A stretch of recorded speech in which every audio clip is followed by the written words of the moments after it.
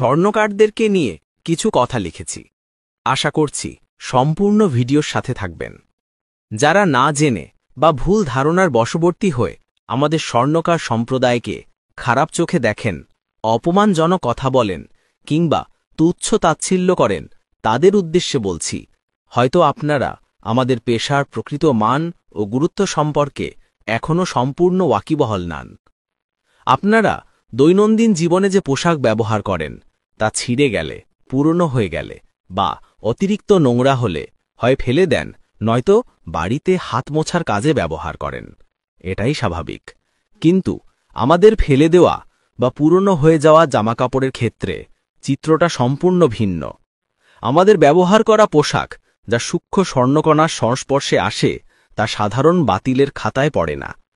বিশেষ প্রক্রিয়াকারীরা এই কাপড়গুলো সংগ্রহ করতে আসেন এবং সেগুলো 1-2 টাকায় নয়, বরং হাজার হাজার টাকায় বিক্রি হয়।